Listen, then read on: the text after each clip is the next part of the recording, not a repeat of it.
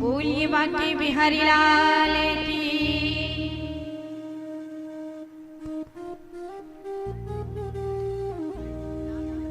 अच्युकं केशवं कृष्ण दामोदरं राम रामायणं जानकी वल्लभं।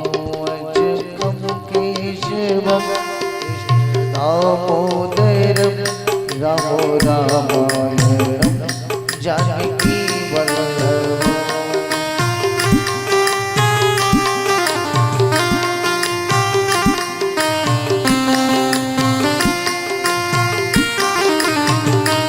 अच्युतं केशवं कृष्ण दामोदरं राम रामायणं जानकी वल्लभम्।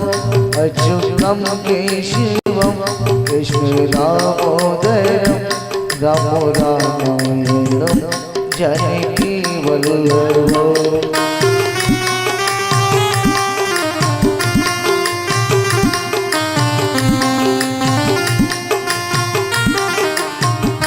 कौन कहता है भगवान सोते नहीं, कौन कहता है भगवान सोते नहीं, यशोदा की तरह तुम सुनाते।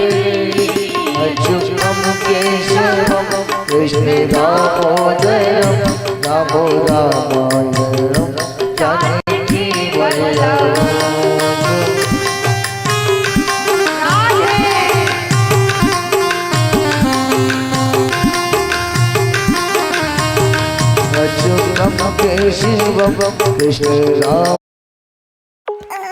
बच्चे ग्रोथ में पीछे रह जाते हैं क्योंकि कुछ न्यूट्रिएंट सिर्फ 50% तक ही अब्सॉर्ब होते हैं। बच्चे ग्रोथ में पीछे रह जाते हैं क्योंकि कुछ न्यूट्रिएंट सिर्फ 50% तक ही अब्सॉर्ब होते हैं। अच्युतं केशवं कृष्ण दामोदरं राम रामायणं जानकी वल्लभम्।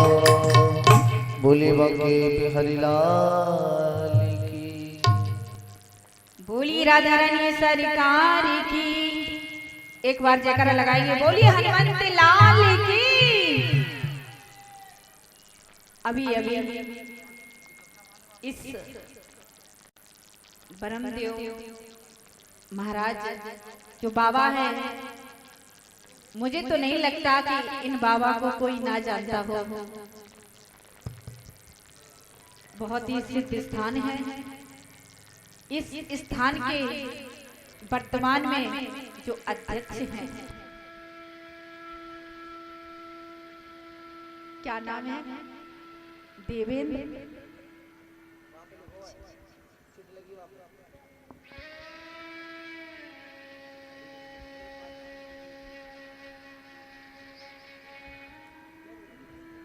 देवेंद्र प्रताप सिंह गौर अध्यक्ष, भगवान ब्रह्मदेव बजरंगबली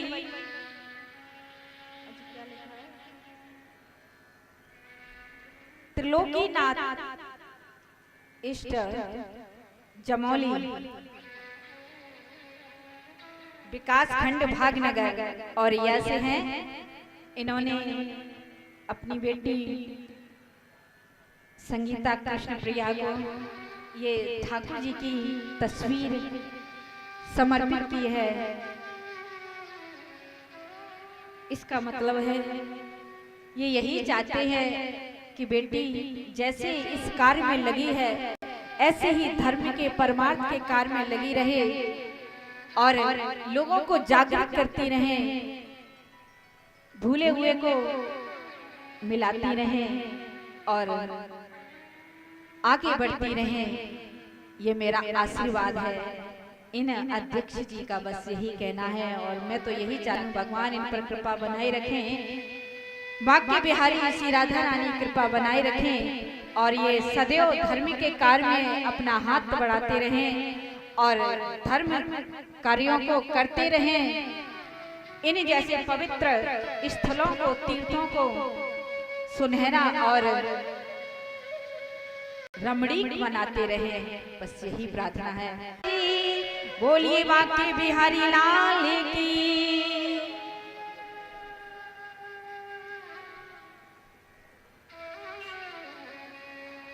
हम लोगों को पता भी नहीं होता है कि हमारे जीवन में कब कौन संत आ जाए, कब कौन महापुरुष आ जाए,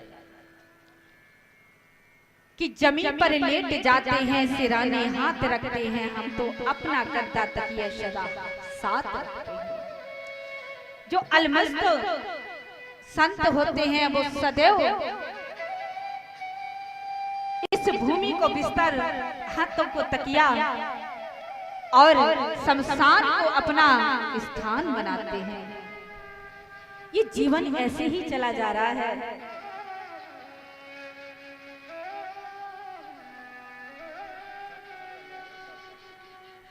ये देवी जी प्रसन्न है, ठाकुर जी कहते हैं कि प्यास लगती है तो पनघट की याद आती है, प्यास लगती है तो पनघट की याद आती है, और लाज लगती है तो घूंघट की याद आती है। और कैसी गमगीन है कहानी इस जिंदगानी की, उम्र ढलती है तो मरगट की याद आती है, उम्र ढलती है तो मरगट की याद आती है। अरे जीवन ऐसा ही है। मैं तो ये कहती हूँ, दुनिया में आए हो तो सब कुछ एक मानवता का परिचय देते हुए, देखो मनुष्य और पशु में कोई अंतर नहीं है। अब आप कहोगे कैसे अंतर नहीं है? एक अंतर है कि जो मनुष्य है वो धर्म पर चलता है, और जो पशु है वो धर्म पर चलना नहीं जानता है। और जिस दिन मनुष्य धर्म करना छोड़ देगा, उस दिन पशु और मनुष्य में कोई अंतर नहीं रहेगा। क्या रहेगा?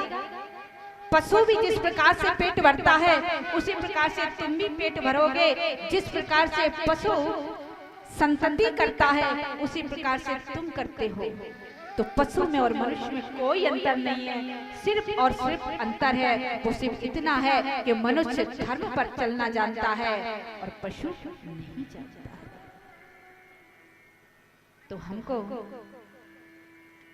कि सदा शुभ आचरण करना सिखाती रोज रामायण, हमें निज धर्म पर चलना सिखाती रोज रामायण।